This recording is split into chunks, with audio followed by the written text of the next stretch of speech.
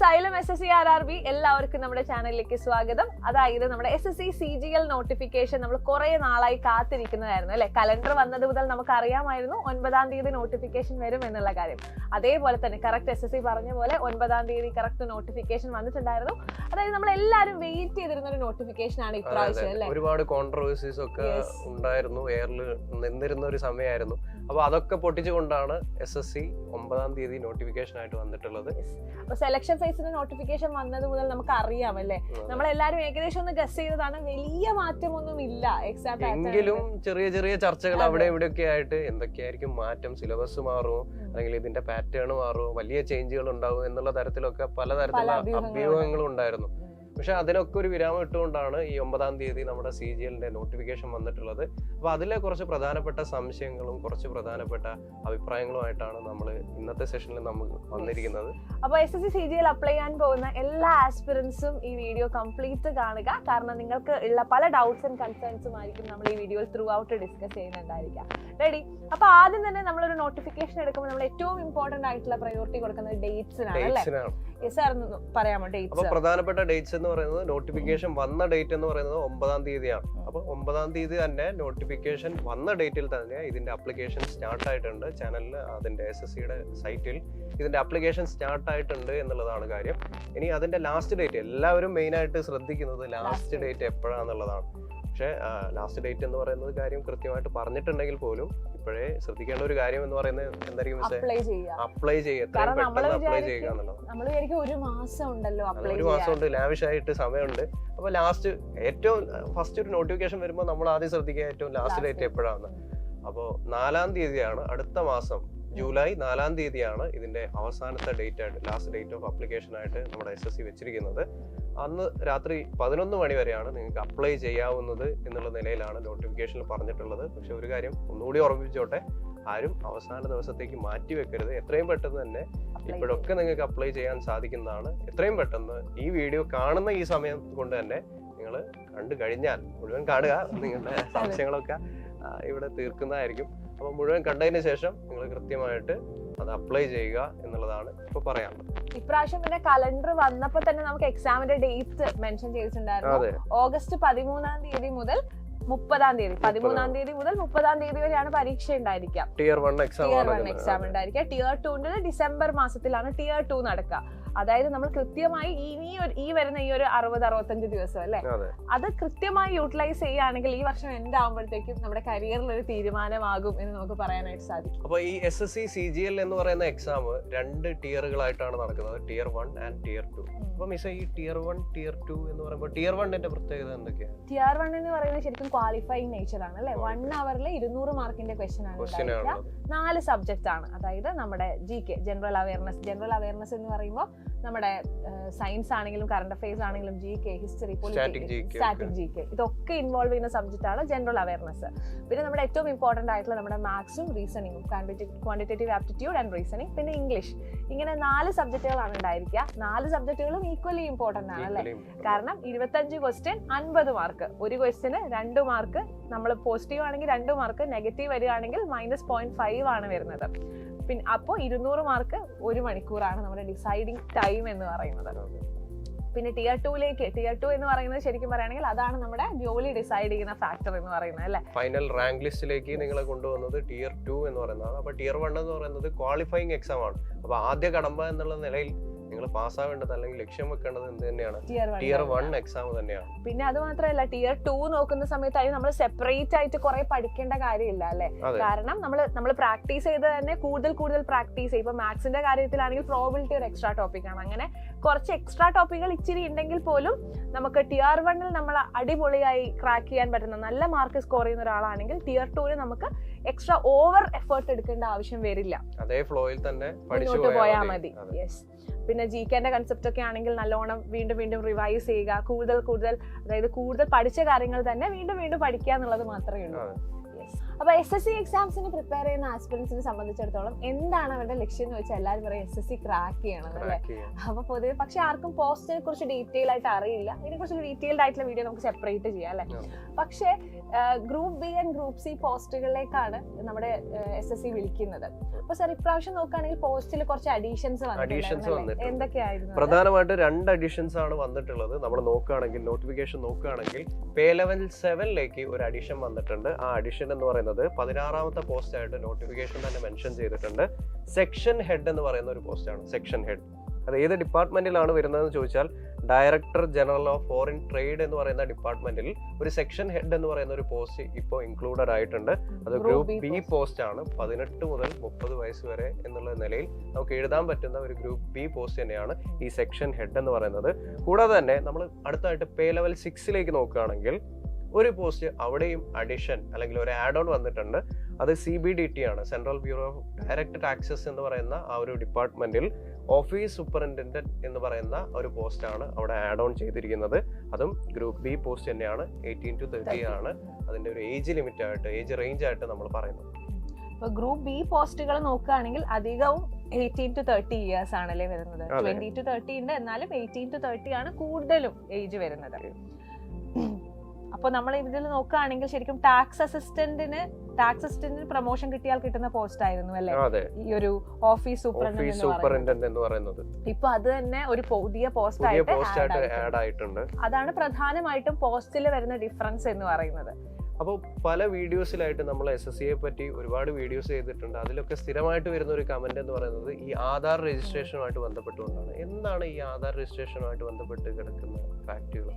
ഇപ്പൊ ശരിക്കും പറഞ്ഞാൽ SSC ആധാർ വെരിഫിക്കേഷൻ എന്തായാലും ചെയ്യണം. അല്ലെങ്കിൽ ആധാർ വെരിഫിക്കേഷൻ ഒന്നിക്ക് നമുക്ക് ആധാർ വെരിഫിക്കേഷൻ ചെയ്യാം OTR വഴി ചെയ്യുമ്പോൾ, OTR രജിസ്ട്രേഷൻ ചെയ്യുമ്പോൾ, അല്ലെങ്കിൽ നമുക്ക് ആധാർ വെരിഫിക്കേഷൻ ഇല്ലാതെ OTR എന്ന് പറഞ്ഞാൽ വൺ ടൈം രജിസ്ട്രേഷൻ പ്രോസസ് കേട്ടോ. അതായത് നമ്മൾ SSC സൈറ്റിൽ നമ്മുടെ ഫുൾ ഡീറ്റെയിൽസ് കൊടുത്ത് രജിസ്റ്റർ ചെയ്യുന്നതാണ് OTR അല്ലെങ്കിൽ വൺ ടൈം രജിസ്ട്രേഷൻ എന്ന് പറയുന്നത്. എല്ലാവരും SSCന്റെ പുതിയ സൈറ്റിൽ വൺ ടൈം രജിസ്ട്രേഷൻ ചെയ്യണം. നമ്മുടെ CGL അപ്ലൈ ചെയ്യുന്നതിന് മുന്നേ അല്ലെങ്കിൽ SSC കണ്ടക്ട് ചെയ്യുന്ന എല്ലാ എക്സാമുകൾക്കും അപ്ലൈ ചെയ്യുന്നതിന് മുന്നേ വൺ ടൈം രജിസ്ട്രേഷൻ നമ്മൾ എല്ലാവരും കംപ്ലീറ്റ് ചെയ്യേണ്ടതാണ്. അപ്പൊ അതിലാണ് നമുക്ക് ആധാർ ബേസ്ഡ് ഒതന്റിക്കേഷൻ വേണോ അല്ലെങ്കിൽ നമുക്ക് സാധാരണ നമ്മുടെ ഫോട്ടോസ് ഒക്കെ വെച്ച് നമുക്ക് ഫോട്ടോസ് വെച്ച് നമുക്ക് ചെയ്യാവുന്നതാണ് ഈ വൺ ടൈം രജിസ്ട്രേഷൻ. പക്ഷേ ഈ ആധാർ ബേസ്ഡ് വെരിഫിക്കേഷൻ ചെയ്യുന്നതിന്റെ ഇമ്പോർട്ടൻസ് എന്താണെന്ന് വെച്ചാൽ നമ്മുടെ ഫോട്ടോയിലോ സിഗ്നേച്ചറിലോ എന്തെങ്കിലും പ്രശ്നം വന്നിട്ടുണ്ടെങ്കിൽ നമ്മുടെ അപ്ലിക്കേഷൻ തള്ളിപ്പോവുക അല്ലെ, നമുക്കൊന്നും ചെയ്യാൻ പറ്റില്ല പിന്നെ. പക്ഷെ വൺ ടൈം രജിസ്ട്രേഷൻ ചെയ്തൊരു ആസ്പിറന്റ് ആണ് നിങ്ങളെങ്കിൽ നമ്മുടെ ഫോട്ടോയിലോ സൈനിലോ എന്തെങ്കിലും പ്രശ്നം വന്നാൽ പോലും നമ്മുടെ അപ്ലിക്കേഷൻ തള്ളിപ്പോവില്ല എന്നുള്ളത് ഭയങ്കര ഇമ്പോർട്ടൻ്റ് ആയിട്ടുള്ള കാര്യമാണ്. അപ്പൊ എല്ലാവരും ഈ ആധാർ ബേസ്ഡ് വെരിഫിക്കേഷൻ ചെയ്യാനായിട്ട് അല്ലെങ്കിൽ ആധാർ ബേസ്ഡ് ഒതന്റിക്കേഷൻ ചെയ്യാനായിട്ട് ട്രൈ ചെയ്യാം. അപ്പൊ സർ നമ്മൾ ഇതിൽ ഏറ്റവും പറയാൻ വിട്ടുപോയിട്ടുള്ള ഒരു കാര്യം നമ്മുടെ വേക്കൻസിന്റെ കാര്യമാണ് അല്ലെ. 14,582 വേക്കൻസിയാണ് വന്നിട്ടുള്ളത്. ഇപ്പോഴത്തെ നോട്ടിഫിക്കേഷൻ പ്രകാരം 14,582 വേക്കൻസീസ് ആണ് വന്നിട്ടുള്ളത്. എന്ന് വെച്ച് ആ ഒരു വേക്കൻസി എന്ന് പറയുന്നത് ഒരു ഫൈനൽ പോയിന്റ് ആയിട്ട് നമുക്ക് പറയാൻ പറ്റില്ല. വേക്കൻസി ഇൻക്രീസ് ചെയ്യാനുള്ള ഒരു സാധ്യതയും നമ്മളവിടെ ടെന്റേറ്റീവ് വേക്കൻസി എന്നാണ് കൊടുത്തിരിക്കുന്നത്. അപ്പൊ എന്തായാലും വേക്കൻസി കൂടിയിട്ടുള്ള നോട്ടിഫിക്കേഷൻസ് ഉടനെ തന്നെ നോട്ടീസുകളായിട്ടൊക്കെ വരുന്നതാണ്. പിന്നെ അടുത്ത കാര്യത്തിലേക്ക് വരികയാണെങ്കിൽ എല്ലാവർക്കും കൺഫ്യൂഷൻ വരുന്നതാണ് ഏജിന്റെ കാര്യം അല്ലേ. കാരണം CGL എന്ന് പറയുന്നത് എല്ലാ ആസ്പിറൻസും ഫോക്കസ് ചെയ്യുന്ന ഒരു എക്സാം ആണ് SSC കണ്ടക്ട് ചെയ്യുന്നത്. സോ അതിന്റെ ഇടയിൽ ഈ ഏജ് റിലാക്സേഷന്റെ കാര്യമാണെങ്കിലും എത്ര ഏജ് കാറ്റഗറി ആണെന്നുള്ള കാര്യമൊക്കെ എല്ലാവർക്കും എപ്പോഴും ഡൗട്ട് ഉണ്ടാവുന്ന കാര്യമാണ്. അപ്പൊ നമുക്ക് അതിനെ കുറിച്ച് പറയാൻ തോന്നുന്നു. സോ പ്രധാനമായിട്ട് നമ്മൾ നോക്കുകയാണെങ്കിൽ നോട്ടിഫിക്കേഷൻ പ്രകാരം 18 മുതൽ 27 വയസ്സ് വരെ നിങ്ങൾക്ക് എഴുതാവുന്ന പോസ്റ്റുകളും ഈ CGL എക്സാമിനുണ്ട്. അതുപോലെ തന്നെ 18 മുതൽ 30 വയസ്സ് വരെ എഴുതാവുന്ന പോസ്റ്റുകളും CGL നോട്ടിഫിക്കേഷനിൽ നമ്മൾ പറയുന്നുണ്ട്. പക്ഷേ അവിടെ ഏജ് റിലാക്സേഷന്റെ കാര്യം കൃത്യമായിട്ട് SSC പറയുന്നുണ്ട്. OBC കാറ്റഗറി ആണെങ്കിൽ നിങ്ങൾക്ക് ഏജ് റിലാക്സേഷൻ 3 വർഷത്തോളം, അതായത് ജനറലിന്റെ ഏജ് ആണ് ആദ്യം നമുക്ക് തന്നിരിക്കുന്നത്. UR കാറ്റഗറി ആണെങ്കിൽ 18 തൊട്ട് 27 വരെയുള്ള പോസ്റ്റും 18 മുതൽ 30 വരെയുള്ള പോസ്റ്റും ഉണ്ട്. അവിടെ തന്നെ OBC കാറ്റഗറി ആണെങ്കിൽ നിങ്ങൾക്ക് 3 വർഷത്തോളം ഒരു എക്സ്ട്രാ ഏജ് റിലാക്സേഷൻ എന്നുള്ള രീതിയിൽ SSC തരുന്നുണ്ട്.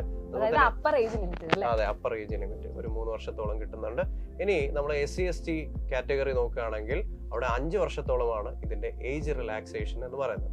സോ അപ്പോൾ നമ്മൾ ഈ നോട്ടിഫിക്കേഷൻ പ്രകാരം നമ്മൾ നോട്ടിഫിക്കേഷൻ നോക്കുകയാണെങ്കിൽ ഒരുപാട് പോസ്റ്റുകൾ നമ്മൾ കണ്ടിട്ടുണ്ടാവും. അതായത് GST ഇൻസ്പെക്ടർ, അതുപോലെ തന്നെ സെക്ഷൻ ഹെഡ്, പുതുതായിട്ട് ആഡ് ഓൺ ചെയ്ത ഓഫീസ് സൂപ്രണ്ടന്റ്, ASO പോസ്റ്റുകൾ, ഇങ്ങനെയുള്ള ഒരുപാട് പോസ്റ്റുകൾ നോട്ടിഫിക്കേഷനിൽ തന്നെ പറയുന്നുണ്ട്.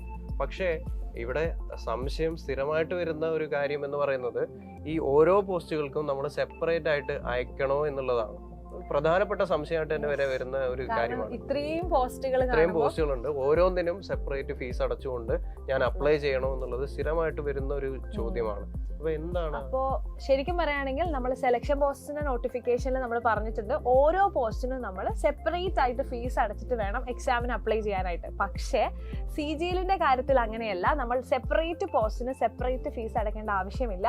നമ്മൾ ഒറ്റ എക്സാം എഴുതിയാൽ മതി. ഓക്കെ, ഒറ്റ ഫീസ് ഒറ്റ എക്സാം.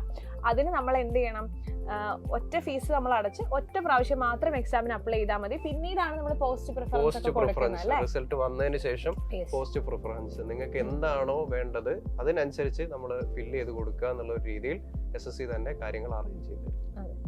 പിന്നീട് നമുക്ക് ഉണ്ടാവുന്ന ഒരു കാര്യമാണ് എഡ്യൂക്കേഷണൽ ക്വാളിഫിക്കേഷൻ എന്ന് പറയുന്നത്. കാരണം കുറെ പോസ്റ്റുകൾ ഉണ്ട് അല്ലേ. അപ്പൊ നമുക്കറിയാം CGL എന്ന് പറഞ്ഞാൽ കമ്പൈൻഡ് ഗ്രാജുവേറ്റ് ലെവൽ എക്സാമിനേഷൻ ആണ്. അപ്പൊ ഡിഗ്രി ക്വാളിഫിക്കേഷൻ തന്നെ മതിയാകുമോ എല്ലാ പോസ്റ്റുകൾക്കും? കാരണം അക്കൗണ്ടന്റ് പോസ്റ്റുകൾ, അങ്ങനെ കുറെ ജൂനിയർ സ്റ്റാറ്റിസ്റ്റിക്കൽ ഓഫീസർ, അങ്ങനെ കുറെ പോസ്റ്റുകൾ കാണുന്നുണ്ട്. അപ്പൊ ഇതിനെല്ലാം തന്നെ ഡിഗ്രി മാത്രം മതിയാവുമോ? ബേസിക്കലി CGL എന്ന് പറയുന്നത് കമ്പൈൻഡ് ഗ്രാജുവേറ്റ് ലെവൽ എക്സാം ആണ്. അപ്പൊ ഇതിന്റെ ഭൂരിഭാഗം പോസ്റ്റുകൾക്കും ഒരു ഡിഗ്രി കയ്യിൽ ഉണ്ടാവുക എന്നുള്ളത് തന്നെയാണ് ഏറ്റവും എസെൻഷ്യൽ ആയിട്ടുള്ള ക്വാളിഫിക്കേഷൻ. പക്ഷെ 2 പോസ്റ്റുകൾ നമ്മൾ സ്പെസിഫിക് ആയിട്ട് പറയുന്നുണ്ട് അല്ലെ. അപ്പൊ 2 പോസ്റ്റുകൾ എന്ന് സാർ ഓൾറെഡി മെൻഷൻ ചെയ്ത് കഴിഞ്ഞു. നമ്മുടെ JSO post, junior statistical officer. അപ്പൊ അതിൽ സ്റ്റാറ്റിസ്റ്റിക്കൽ എന്നൊരു വേർഡ് ഉണ്ടല്ലേ. അതായത് ബേസിക് ഡിഗ്രി, നമ്മൾ എല്ലാ CGL പോസ്റ്റിനും ബേസിക് ഡിഗ്രി വേണം. പക്ഷെ 2 പോസ്റ്റുകൾക്ക് എക്സ്ട്രാ കുറച്ച് കാര്യങ്ങളും കൂടി വേണം. അതാണ് ശരിക്കും പറഞ്ഞ റിക്വയർമെന്റ് എന്ന് പറയുന്നത്. JSO പോസ്റ്റിനാണെങ്കിൽ നമ്മൾ +2 മാത്സ് പഠിച്ചിട്ടുള്ള ഒരു ആസ്പിറന്റ് ആണ് നിങ്ങളെങ്കിൽ, +2 എന്തായാലും മാത്സ് പഠിച്ചിട്ടുണ്ടാവണം. JSO പോസ്റ്റ് ആണ് നിങ്ങൾക്ക് വേണ്ടതെങ്കിൽ അതിന് 60% മാർക്ക് മാത്സിന് ഉണ്ടായിരിക്കണം. അല്ലെങ്കിൽ നമ്മുടെ ഡിഗ്രിയിൽ, നമ്മൾ ഡിഗ്രി പഠിച്ചിട്ടുണ്ടായിരിക്കുമല്ലോ എന്തായാലും, ഡിഗ്രിയിൽ സ്റ്റാറ്റി ഒരു സബ്ജക്റ്റ് ആയിട്ട് ഉണ്ടായിരിക്കണം. അതാണ് JSO പോസ്റ്റിന്റെ ക്വാളിഫിക്കേഷൻ വേണ്ടത്. നെക്സ്റ്റ്, സ്റ്റാറ്റിസ്റ്റിക്കൽ ഇൻവെസ്റ്റിഗേറ്റർ ഗ്രേഡ് 2 ആണെങ്കിൽ ഡിഗ്രിയിൽ നിങ്ങൾക്ക് സ്റ്റാറ്റി ഒരു പേപ്പർ ആയിട്ട് പഠിച്ചിട്ടുണ്ടായിരിക്കണം. അപ്പൊ ഇതാണ് ജൂനിയർ സ്റ്റാറ്റിസ്റ്റിക്കൽ ഓഫീസർക്കും സ്റ്റാറ്റിസ്റ്റിക്കൽ ഇൻവെസ്റ്റിഗേറ്റർ ഗ്രേഡ് 2-നുമാണ് ഈ ഒരു ക്വാളിഫിക്കേഷൻ വരുന്നത്.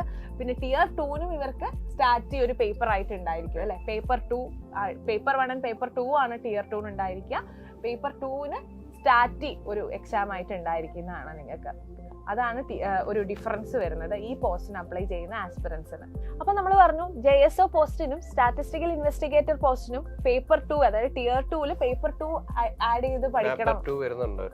അപ്പോൾ സ്റ്റാറ്റിസ്റ്റിക്സ് ഒരു പേപ്പർ 2 ആയിട്ട് വരുന്നുണ്ട്. സ്റ്റാറ്റിസ്റ്റിക്സ് 100 ക്വസ്റ്റ്യൻസ് ആണ് ചോദിക്കുന്നത്. ആ പേപ്പറിൽ 100 ക്വസ്റ്റ്യൻസ് ആണ്. ഓരോ ക്വസ്റ്റ്യനും 2 മാർക്ക് എന്നുള്ള രീതിയിൽ 200 മാർക്കാണ് ആ ഒരു പേപ്പറിനായിട്ട് ഡിസ്ട്രിബ്യൂട്ട് ചെയ്തിരിക്കുന്നത്. അപ്പൊ നിങ്ങൾ JSO എയിം ചെയ്യുന്ന ഒരു ആസ്പിറന്റ് ആണെങ്കിൽ നിങ്ങൾക്ക് Tier 2-ന് ഒരു എക്സ്ട്രാ പേപ്പർ ഉണ്ടായിരിക്കും കേട്ടോ. അതാണ് ഇമ്പോർട്ടന്റ് ആയിട്ടുള്ളത്. പിന്നെ നോർമൽ പോസ്റ്റുകൾക്ക് അപ്ലൈ ചെയ്യുന്ന ആസ്പിറന്റ് ആണെങ്കിൽ ഈ പേപ്പർ 2 എഴുതേണ്ട ആവശ്യമില്ല. എല്ലാ ആസ്പിറൻസിനും പേപ്പർ 1 എന്ന് പറയുന്നത് കോമൺ ആണ്. കാരണം Tier 2-ന് 2 പേപ്പേഴ്സ് ആണ് ഉണ്ടായിരിക്കുക. പേപ്പർ 1-ല് 2 സെക്ഷൻസ് ഉണ്ടായിരിക്കും അല്ലെ. അപ്പൊ ഫസ്റ്റ് സെഷനില് സെക്ഷൻ 1 ഏത് സബ്ജക്റ്റ് ആണ്? മാത്സും റീസണിംഗും ആണ് വരുന്നത്. മാത്സ് 30 ക്വസ്റ്റ്യൻസ് ഉണ്ടാവും. അതുപോലെ തന്നെ റീസണിംഗ് 30 ക്വസ്റ്റ്യൻ ഉണ്ടാവും. അവിടെ നമ്മുടെ മാർക്ക് എന്ന് പറയുന്നത് ഒരു ക്വസ്റ്റ്യന് ഇവിടെ 3 മാർക്കാണ്. ഒരു ക്വസ്റ്റ്യന് 3 മാർക്കാണ്. Tier 1-ന് 2-ഉം Tier 2-ന് 3 മാർക്കാണ് വരുന്നത് ഒരു ക്വസ്റ്റ്യന്. ഓക്കെ, അത് കഴിഞ്ഞ് പ്രധാനപ്പെട്ട ഒരു സെക്ഷൻ 2-ലേക്ക് കടന്നു കഴിഞ്ഞാൽ ഇംഗ്ലീഷ് ലാംഗ്വേജ്, ഇംഗ്ലീഷ് എന്ന് പറയുന്ന സബ്ജക്റ്റിൽ നിന്ന് 45 ക്വസ്റ്റ്യൻസ് ആണ് വരുന്നത്. വളരെ ഇമ്പോർട്ടന്റ് ആയിട്ടുള്ള ഒരു സബ്ജക്ട് തന്നെയാണ് CGL എക്സാം ആസ്പിറന്റിനെ സംബന്ധിച്ചിടത്തോളം. ഇംഗ്ലീഷ് എന്ന് പറയുന്നത് 45 ക്വസ്റ്റ്യൻസ് ആണ് വരുന്നത്. ഇവിടെയും നമ്മുടെ മാർക്ക് എന്ന് പറയുന്നത് 3 മാർക്ക് തന്നെയാണ്. 3 മാർക്ക് തന്നെയാണ് വരുന്നത്. 70 ക്വസ്റ്റ്യൻ, 3 മാർക്ക് 210 അല്ലേ. ജനറൽ അവയർനെസ് എത്ര ക്വസ്റ്റ്യൻ ആണ് മിസ്? ജനറൽ അവയർനെസ് ആണെങ്കിൽ 25 ക്വസ്റ്റ്യൻ ആണ്. 25 ക്വസ്റ്റ്യൻ, 3 മാർക്ക്. ഇനി സെക്ഷൻ 3 എന്നുള്ള നിലയിലാണ് കമ്പ്യൂട്ടർ നോളജ് വരുന്നത്. കമ്പ്യൂട്ടറിലെ ബേസിക് നോളജുമായിട്ട് ബന്ധപ്പെട്ട ക്വസ്റ്റ്യൻസ് നിങ്ങൾക്ക് വരുന്നുണ്ട്. ഇതും ജസ്റ്റ് ക്വാളിഫയിങ് ആയിട്ടുള്ള ഒരു സെക്ഷനാണ്. സെക്ഷൻ 3 എന്ന് പറയുന്ന കമ്പ്യൂട്ടർ നോളജ് ടെസ്റ്റ് എന്ന് പറയുന്നത് 20 ക്വസ്റ്റ്യൻ ആണ്. 3 മാർക്സ് തന്നെയാണ്. 60 മാർക്സ് ആണ്. ജസ്റ്റ് ക്വാളിഫയിങ് ആണ് അതിന്റെ ഒരു നേച്ചർ എന്ന് പറയുന്നത്. സെക്ഷൻ 3യുടെ നേച്ചർ എന്ന് പറയുന്നത്. അപ്പോൾ നമ്മൾ ഓൾറെഡി കണ്ടു നമ്മുടെ ഫസ്റ്റ് സെഷൻ എന്ന് പറയുന്നത് 2 hours 15 minutes ആണ്. ഇപ്പൊ 15 മിനിറ്റ്സ് സെക്ഷൻ 2 വരുന്ന എന്താണ്, ഡാറ്റ എൻട്രി ടെസ്റ്റ് ആണ്, അതായത് നമ്മുടെ ടൈപ്പിംഗ് ടെസ്റ്റ് ആണ്. അപ്പോൾ 2 hour 15 മിനിറ്റ്സ് കൊണ്ടാണ് നമ്മുടെ ഫസ്റ്റ് പേപ്പർ അവസാനിക്കുന്നത്. അതിനുശേഷം പേപ്പർ 2 ആണ്. പേപ്പർ 1 എല്ലാ ആസ്പിറൻസിനും കോമൺ ആയിട്ടുള്ള പേപ്പർ ആണെന്നുള്ള കാര്യം മനസ്സിലാക്കാം. ഓക്കെ, അപ്പൊ Tier 1 Tier 2 എക്സാമിനെ കുറിച്ച് ഒരു ബേസിക് ഐഡിയ നിങ്ങൾക്ക് കിട്ടിയിട്ടുണ്ടാവും എന്ന് വിചാരിക്കുന്നു. അപ്പൊ എല്ലാവരും ഏറ്റവും കൂടുതൽ ആദ്യം ഫോക്കസ് ചെയ്യുന്നത് Tier 1 തന്നെയാണ്. ക്വാളിഫയിങ് എക്സാം പാസ് ആവുക, ആദ്യ കടമ്പ കടക്കുക എന്നുള്ളത് തന്നെയാണ് ഏറ്റവും പ്രധാനപ്പെട്ട കാര്യം എന്ന് പറയുന്നത്. കാരണം ഓഗസ്റ്റില് Tier 1 അവസാനിക്കുന്നു, ഡിസംബറിലാണ് Tier 2 വരുന്നത്. അപ്പൊ നമുക്ക് നന്നായിട്ട് നമ്മൾ പ്രിപ്പയർ ചെയ്യുകയാണെങ്കിൽ നമ്മൾ പഠിച്ച കാര്യങ്ങൾ ഒന്നും കൂടി പോളിഷ് ചെയ്ത് നമ്മൾ വീണ്ടും പ്രാക്ടീസ് ചെയ്യുക മാത്രമാണ് Tier 2 ആവശ്യമായിട്ടുള്ളത്. അപ്പോൾ ജനറലി എല്ലാ ആസ്പിറൻസിനും തീർന്നാലും തീരാത്തൊരു ഡൗട്ടാണ് ഈ സർട്ടിഫിക്കറ്റിന്റെ കാര്യം അല്ലേ. OBC NCL സർട്ടിഫിക്കറ്റിന്റെ കാര്യം എല്ലാവർക്കും, പിന്നെ EWS സർട്ടിഫിക്കറ്റിന്റെ കാര്യം, ഇൻകം ആൻഡ് അസറ്റ് സർട്ടിഫിക്കറ്റിന്റെ കാര്യം, ഇതെല്ലാം എല്ലാവർക്കും എപ്പോഴും ഡൗട്ട് വരുന്ന കാര്യമാണ് അല്ലേ. അപ്പോൾ OBC NCL and EWS സർട്ടിഫിക്കറ്റിന്റെ കാര്യം എങ്ങനെയാണ് സാർ വരിക? അതായത് നമ്മുടെ OBC NCL സർട്ടിഫിക്കറ്റിന്റെ കാര്യം നമ്മൾ നോക്കിക്കഴിഞ്ഞാൽ അതിന്റെ വെലിഡിറ്റി എന്ന് പറയുന്നത്, അതിന്റെ ഒരു എന്താ പറയാ, വെലിഡിറ്റി ആയിട്ട് പറയുന്ന ഒരു ടൈം പീരീഡ് എന്ന് പറയുന്ന 1 year ആണ്. അപ്പോൾ നമ്മുടെ എക്സാം പോയിന്റ് ഓഫ് വ്യൂവിൽ നോക്കുകയാണെങ്കിൽ കഴിഞ്ഞ കൊല്ലം ജൂണിൽ ഈ ഒരു സർട്ടിഫിക്കറ്റ് ഒബ്റ്റെയിൻ ചെയ്ത ഒരാളാണെങ്കിൽ ഈ തവണ ജൂൺ ആകുമ്പോഴേക്കും അതിന്റെ വെലിഡിറ്റി തീർന്നിട്ടുണ്ടാവും. പക്ഷെ നമ്മുടെ എക്സാം നോട്ടിഫിക്കേഷൻ പ്രകാരം ലാസ്റ്റ് ഡേറ്റ് എന്ന് പറയുന്നത് ജൂലൈ 4 ആണ്. അപ്പോൾ അങ്ങനെയുള്ള ഒരാൾക്കാണെങ്കിൽ അതിനെ കൊണ്ട് പ്രത്യേകിച്ച് യൂസ് ഉണ്ടാവില്ല. അതായത് എക്സാമിന് അപ്ലൈ ചെയ്യുന്നതിന്റെ അവസാന ഡേറ്റ് ആകുമ്പോഴത്തേക്കും 1 year വാലിഡിറ്റി ഉള്ള ഒരു OBC NCL സർട്ടിഫിക്കറ്റ് അല്ലെങ്കിൽ EWS സർട്ടിഫിക്കറ്റ് ആയിരിക്കണം നിങ്ങളുടെ കയ്യിൽ ഉണ്ടായിരിക്കേണ്ടത്. അതായത് ഇപ്പൊ കഴിഞ്ഞ വർഷം ഓഗസ്റ്റിൽ എടുത്ത ഒരാളാണെങ്കിൽ നിങ്ങളുടെ വാലിഡിറ്റി എന്താണ്, കംപ്ലീറ്റ് ആവുന്നില്ല. അടുത്ത വർഷം, അതായത് കഴിഞ്ഞ വർഷം ഓഗസ്റ്റിൽ എടുത്ത ആളാണെങ്കിൽ ഈ വർഷം ഓഗസ്റ്റ് ആവുന്നത് വരെ ആയാൽ മാത്രമേ 1 year വാലിഡിറ്റി കംപ്ലീറ്റ് ആവുന്നുള്ളൂ അല്ലെ. അപ്പൊ നിങ്ങൾ നോക്കുക, ജൂലൈക്ക് മുന്നേ വാലിഡിറ്റി തീരുന്ന ഒരു OBC NCL സർട്ടിഫിക്കറ്റ് ആണ് നിങ്ങളുടെ കയ്യിലുള്ളെങ്കിൽ നിങ്ങൾ പുതിയതായിട്ടൊരു NCL സർട്ടിഫിക്കറ്റ് എടുക്കേണ്ടി വരും. ഇനി EWS കാറ്റഗറിയിലുള്ളവർക്ക് ഇൻകം ആൻഡ് അസറ്റ് സർട്ടിഫിക്കറ്റ് എന്നൊരു സർട്ടിഫിക്കറ്റ് കാണിക്കണം. അപ്പൊ ഇൻകം ആൻഡ് അസറ്റ് സർട്ടിഫിക്കറ്റിന്റെ കാര്യത്തിലേക്ക് വരുമ്പോൾ ഫിനാൻഷ്യൽ ഇയർ 24-25 ഇൻകം സർട്ടിഫിക്കറ്റ് ആണ് നമുക്ക് വേണ്ടത്. ആ സമയത്തെ ഇൻകം ആണ് നമ്മൾ കാണിക്കേണ്ടത്. അത് ഈ വർഷം നമ്മൾ എടുത്തതായിരിക്കണം. ഫിനാൻഷ്യൽ ഇയർ 25-26 എടുത്തിട്ടുള്ള ഫിനാൻഷ്യൽ ഇയർ 24-25 ഇൻകം കാണിക്കുന്ന സർട്ടിഫിക്കറ്റ് ആണ് നമ്മൾ ഹാജരാക്കേണ്ടത്. അത് വളരെ കൃത്യമായിട്ട് നമ്മുടെ നോട്ടിഫിക്കേഷനിൽ തന്നെ പറഞ്ഞിട്ടുള്ളതാണ്. യെസ്, അപ്പോൾ ഇപ്പൊ നമുക്ക് OTR രജിസ്ട്രേഷൻ ഒക്കെ ആയി ബന്ധപ്പെട്ട കുറെ അധികം ഇഷ്യൂസ് പോകുന്നുണ്ട് അല്ലെ. പക്ഷെ വളരെ കൃത്യമായിട്ടുള്ളൊരു എന്താ പറയാ, SSCയുടെ ഭാഗത്തു നിന്നും റെസ്പോൺസ് ഒന്നും ഉണ്ടായിട്ടില്ല. അതായത് OTR വൺസ് അത് കംപ്ലീറ്റ് ആയി കഴിഞ്ഞാൽ അത് റീ എഡിറ്റ് ചെയ്യാനുള്ള ഓപ്ഷൻ കിട്ടുന്നില്ല. അതിൽ തെറ്റുണ്ടെങ്കിൽ അത് പരിഹരിക്കാൻ സാധിക്കുന്നില്ല എന്നുള്ള തരത്തിൽ ഒരുപാട് കംപ്ലൈന്റ്സ് വരുന്നുണ്ട്. SSCയുടെ ഭാഗത്ത് നിന്ന് ഇനിയും അതിന് ഒരു അപ്ഡേറ്റ് വരാൻ കാത്തിരിക്കുകയാണ് നമ്മളെല്ലാവരും തന്നെ. ശരിക്കും ഹെൽപ്പ് ലൈൻ നമ്പർ ഒക്കെ കൊടുത്തിട്ടുണ്ടെങ്കിൽ പോലും നമ്മൾ അതിൽ പല പ്രാവശ്യം വിളിച്ചിട്ട് നമ്മൾ ട്രൈ ചെയ്ത് നോക്കി നമുക്ക് കിട്ടിയിട്ടില്ല അല്ലെ. പിന്നെ മെയിൽ അയച്ചാൽ ലക്ഷക്കണക്കിന് മെയിലുകളായിരിക്കും SSCക്ക് വരുന്നുണ്ടായിരിക്കുക. അത് ഇപ്പോഴും ഒരു സോർട്ട് ചെയ്യാതെ പോകുന്ന ഒരു ഇഷ്യൂ ആണ് ഇപ്പോഴും ചെയ്യുന്നത്. പിന്നെ SSCയിൽ നമ്മൾ ഇപ്പോൾ നോക്കുകയാണെങ്കിൽ നമ്മൾ vendor normalisation formula already change ആയിട്ടുണ്ട്. വെണ്ടർ ചേഞ്ച് ആണെങ്കിൽ നമ്മൾ എക്സ്പെക്ട് ചെയ്യുന്ന ഒരു ചേഞ്ച് എന്ന് പറയുന്നത് അല്ലേ. അപ്പൊ നമുക്കത് നോക്കാം എന്താണ് വരാൻ പോകുന്നത്. SSCയുടെ ഒഫീഷ്യൽ അപ്ഡേറ്റ് വരുന്നത് വരെ നമുക്ക് നോക്കാം. പക്ഷെ അതിലൊന്നും നമ്മൾ വ്യാകുലപ്പെടരുത് അല്ലെങ്കിൽ ഓവർ കൺസേൺഡ് ആവരുത്. നമ്മുടെ ലക്ഷ്യം എന്ന് പറയുന്നത് ആകെ എക്സാം പാറ്റേണിന് ഒരു ചേഞ്ച് ഉണ്ടായിട്ടുണ്ടോ അല്ലെങ്കിൽ സിലബസിന് മാറ്റം ഉണ്ടായിട്ടുണ്ടോ എന്നുള്ളത് മാത്രമായിരിക്കണം നമ്മുടെ കൺസേൺ എന്ന് പറയുന്നത്. വെണ്ടർ ചേഞ്ച് ആയാലും നമ്മുടെ സിലബസിലോ നമ്മുടെ എക്സാം പാറ്റേണിലോ വ്യത്യാസമില്ല. അപ്പൊ നമുക്ക് എന്ത് ചെയ്യാം, നമുക്ക് ഇപ്പോൾ PYQലൊക്കെ വിശ്വസിച്ച് നമ്മുടെ എക്സാം പാറ്റേണിലും സിലബസിലും വിശ്വസിച്ച് സിലബസ് ഓറിയന്റഡ് ആയിട്ട് പഠിക്കുക എന്നുള്ള കാര്യം മാത്രമാണ് നമുക്ക് ചെയ്യാൻ പറ്റുന്നത്. അതിനുവേണ്ടി നിങ്ങളെ ഹെൽപ്പ് ചെയ്യുന്ന 2 ബാച്ചുകളാണ് നമുക്കുള്ളത് അല്ലെ. 2 പ്രധാനപ്പെട്ട ബാച്ചുകൾ നമ്മൾ സൈലം SSC നിങ്ങൾക്ക് വേണ്ടി ലോഞ്ച് ചെയ്യുന്നുണ്ട്. ഓൾറെഡി ലോഞ്ച്ഡ് ആണ് നമ്മുടെ SSC CGL മാസ്റ്റർ ബാച്ച് എന്ന് പറയുന്നത്, നമ്മുടെ PYQ ബാച്ച് എന്ന് പറയുന്നതും. നമ്മുടെ SSC CGL മാസ്റ്റർ ബാച്ച് നമ്മൾ ഓൾറെഡി 1 മാസം മുന്നേ സ്റ്റാർട്ട് ചെയ്തിട്ടുള്ള ബാച്ചാണ് അല്ലെ. അപ്പൊ നമുക്ക് ഇനി സർ 65 ദിവസം മാത്രമാണുള്ളത്. അപ്പൊ പുതിയതായിട്ടൊരു ബാച്ച് നമ്മൾ സ്റ്റാർട്ട് ചെയ്യുകയാണെങ്കിൽ നമുക്ക് വേണ്ട രീതിയിൽ എഫക്റ്റീവ് ആയിട്ട് സിലബസ് കവർ ചെയ്യാനുള്ള ടൈം നമുക്ക് ഇനിയില്ല. അതുകൊണ്ട് തന്നെ നമുക്ക് അത്ര ബേസ് ഒന്നും ഇല്ലാത്ത ഡിഗ്രി കഴിഞ്ഞൊരു ഫ്രഷർ ആണ് അല്ലെങ്കിൽ കുറച്ചൊക്കെ നിങ്ങൾക്ക് അറിയാം, കുറച്ച് അത്യാവശ്യം കാര്യങ്ങൾ അറിയാം എന്നുള്ളൊരു ആസ്പിറന്റ് ആണ് നിങ്ങളെങ്കിൽ നിങ്ങൾക്ക് ജോയിൻ ചെയ്യാൻ പറ്റിയ നമ്മുടെ ബാച്ചാണ് SSC CGL മാസ്റ്റർ ബാച്ച് എന്ന് പറയുന്നത്. കാരണം അതിൻ്റെ അകത്ത് ഓൾറെഡി നമ്മുടെ 1 മന്തോളം കഴിഞ്ഞിട്ടുള്ള റെക്കോർഡഡ് ക്ലാസ്സസ് അവൈലബിൾ ആണ്. നമ്മൾ എത്രയും പെട്ടെന്ന് റെക്കോർഡഡ് ക്ലാസ്സുകൾ കണ്ടു തീർക്കുകയാണെങ്കിൽ നിങ്ങൾക്ക് നമ്മുടെ കൂടെ ലൈവായിട്ട് ക്ലാസ്സുകൾ അറ്റൻഡ് ചെയ്യാവുന്നതാണ്. അതുകൂടാതെ തന്നെ ഏത് ലൈവ് കഴിഞ്ഞാലും അതിന്റെ റെക്കോർഡഡ് സെഷൻസ് ആപ്പിൽ അവൈലബിൾ ആവുന്നതാണ് അല്ലേ? അതിന്റെ സ്ലൈഡ്സും നോക്കി നിങ്ങൾക്ക് കാര്യങ്ങൾ കൃത്യമായിട്ട് റിവൈസ് ചെയ്യാം, പഠിക്കാം.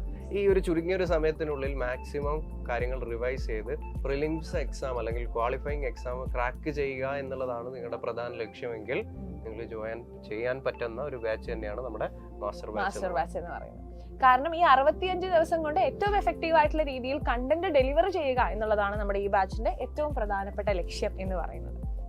ഓക്കെ, നെക്സ്റ്റ് നമ്മൾ നോക്കുന്ന ബാച്ചാണ് നമ്മുടെ CGL PYQ ബാച്ച് എന്ന് പറയുന്നത്. ഈ ബാച്ചിന്റെ ഒരു പ്രത്യേകത PYQ എന്ന് പറയുമ്പോൾ നമ്മൾ ഒരു കോമ്പറ്റേറ്റീവ് എക്സാമിന് പ്രിപ്പയർ ചെയ്യുന്ന ഒരു ആസ്പിരന്റിനെ സംബന്ധിച്ചിടത്തോളം ഏറ്റവും ഇമ്പോർട്ടന്റ് ആയിട്ടുള്ള 2 ഫാക്ടേഴ്സ് ആണുള്ളത്. ഒന്ന് സിലബസ് മനസ്സിലാക്കിയിരിക്കുക, രണ്ടാമത്തത് PYQ കൃത്യമായിട്ട് മനസ്സിലാക്കിയിരിക്കുക. PYQയുടെ ഒരു പാറ്റേൺ, ഒരു 5 വർഷത്തെ PYQ കൃത്യമായിട്ട് മനസ്സിലാക്കിയ ഒരു ആസ്പിരന്റ് തന്നെയാണെങ്കിൽ അവർക്ക് കൃത്യമായിട്ട് ഒരു ധാരണ ഉണ്ടാവും ഏതൊക്കെ ഏരിയയിൽ നിന്നാണ് ചോദ്യങ്ങൾ സ്ഥിരമായിട്ട് വരാറുള്ളത്, ഏതൊക്കെ ചാപ്റ്റേഴ്സ് ആണ് കൂടുതൽ വെയിറ്റേജിൽ ചോദിക്കാറുള്ളത് എന്നതിനെ പറ്റിയൊക്കെ കംപ്ലീറ്റ് ആയിട്ടുള്ള ഒരു അനാലിസിസ് അവർക്ക് കിട്ടിയിട്ടുണ്ടാവും. ശരിക്കും എല്ലാവരും അത് ചെയ്യേണ്ട കാര്യം കൂടിയാണല്ലേ. ഇപ്പൊ നിങ്ങളൊരു ഫ്രഷർ ആണ് ഈ വീഡിയോ കാണുന്നതെങ്കിൽ, SSCയിലേക്ക് വരാൻ ആഗ്രഹിക്കുന്ന ഒരു ആസ്പിരന്റ് ആണ് നിങ്ങളെങ്കിൽ, നിങ്ങൾക്ക് ചെയ്യാൻ പറ്റിയ ഏറ്റവും ഫസ്റ്റ് സ്റ്റെപ്പ് ആണ് ഇതല്ലേ. അപ്പൊ ഈ ചുരുങ്ങിയ സമയത്തിനുള്ളിൽ ഇത്രയും PYQs എങ്ങനെ ചെയ്യാം, പുതിയ ബുക്കുകൾ മേടിക്കണോ, അതിലൂടെ ഞാൻ വേറെ എന്തെങ്കിലുമൊക്കെ ചെയ്യണോ എന്നുള്ള ഒരു കൺഫ്യൂഷൻ ആണ് നിങ്ങൾ മനസ്സിൽ നിൽക്കുന്നതെങ്കിൽ ഈ ഒരു കുറഞ്ഞ സമയത്തിനുള്ളിൽ ഫാക്കൽറ്റീസിന്റെ ഹെൽപ്പോട് കൂടി മാത്തമാറ്റിക്സ് ഒക്കെ നോക്കുകയാണെങ്കിൽ ഷോർട്ട് കട്ട്സിനൊക്കെ വളരെയധികം പ്രാധാന്യമാണുള്ളത്. അപ്പോൾ PYQ മനസ്സിലാക്കുക, അതിൻ്റെ കൂടെ ഈ ഒരു ക്വസ്റ്റ്യൻ, ഒരു പെർട്ടിക്കുലർ മാത്സിന്റെ ക്വസ്റ്റ്യൻ ഏറ്റവും ഷോർട്ടസ്റ്റ് ആയിട്ടുള്ള വഴിയിൽ ചെയ്യുക എന്നുള്ളത് കൂടി മനസ്സിലാക്കുക എന്നുള്ള ഒരു ലക്ഷ്യത്തോടു കൂടിയാണ് നിങ്ങൾ നിൽക്കുന്നതെങ്കിൽ നിങ്ങൾക്ക് ഏറ്റവും സ്യൂട്ടബിൾ ആയിട്ടുള്ള ഒരു ബാച്ചാണ് നമ്മുടെ PYQ ബാച്ച്. അത് മാത്രമല്ല, നിങ്ങൾ മുൻ വർഷങ്ങളിൽ നിങ്ങൾ എക്സാമിന് പ്രിപ്പയർ ചെയ്തിട്ടുണ്ട്, നിങ്ങൾക്ക് കൃത്യമായ ബേസ് ഉണ്ട്, നിങ്ങൾക്ക് കുറേ PYQs ചെയ്യാനാണ് നിങ്ങളുടെ ഇനിയുള്ള സമയം യൂട്ടിലൈസ് ചെയ്യാനാണ്, PYQസും മോക്കും ചെയ്യാനാണ് നിങ്ങളുടെ ആഗ്രഹമെങ്കിൽ PYQ നിങ്ങൾക്ക് ഇവിടെ അവൈലബിൾ ആണ്. നമ്മുടെ ബാച്ചിൽ ജോയിൻ ചെയ്യാവുന്നതാണ്. 999 ആണ് നമ്മുടെ PYQ ബാച്ചിന്റെ കോഴ്സ് ഫീ എന്ന് പറയുന്നത്. വളരെ അഫോർഡബിൾ ആയിട്ടുള്ള ഒരു റേറ്റിൽ തന്നെയാണ് ഈ ഒരു ക്രാഷ് കോഴ്സ് നമ്മൾ ലോഞ്ച് ചെയ്തിരിക്കുന്നത്. PYQന്റേത് 999, നമ്മുടെ മാസ്റ്റർ ബാച്ചിന്റേത് 1999. രണ്ടും അഫോർഡബിൾ ആയിട്ടുള്ള ഫീസാണ്. രണ്ടും കണ്ടന്റ് ഡെലിവറിക്ക് അനുസരിച്ചാണ് ഫീസ് വന്നിരിക്കുന്നത്. രണ്ടും വളരെ അഫോർഡബിൾ ആയിട്ടുള്ള ഫീസാണ്. അപ്പൊ എല്ലാവരും ബാച്ചിൽ ജോയിൻ ചെയ്യുക. നമ്മുടെ ബാച്ച് നിങ്ങൾക്ക് നിങ്ങളുടെ ഈ ഒരു പ്രിപ്പറേഷനിൽ ഹെൽപ്ഫുൾ ആവും എന്നുള്ളത് നമ്മുടെ ഒരു വിശ്വാസമാണ്. അപ്പോൾ എല്ലാവരും ജോയിൻ ചെയ്യുക. അപ്പൊ നമുക്ക് ബാച്ചിൽ കാണാം. നമ്മുടെ ഈ ഒരു സെഷൻ നിങ്ങൾക്ക് യൂസ്ഫുൾ ആയി എന്ന് വിചാരിക്കുന്നു അല്ലേ? ഇതുമായിട്ട് റിലേറ്റഡ് ആയിട്ടുള്ള നിങ്ങളുടെ ക്വറീസ് ഒക്കെ ഒട്ടും മടി കൂടാതെ കമന്റ് ബോക്സിൽ രേഖപ്പെടുത്തുക. ഓരോന്നും സെപ്പറേറ്റ് വീഡിയോസ് ആയിട്ട് ഉടൻ തന്നെ നമ്മുടെ സൈലം SSC ചാനലിൽ അപ്ഡേറ്റ് ആവുന്നതാണ്. സെപ്പറേറ്റ് ആയിട്ട് വീഡിയോ വേണ്ടത് കമന്റ് ബോക്സിൽ കമന്റ് ചെയ്യുക. അപ്പോൾ താങ്ക് യു.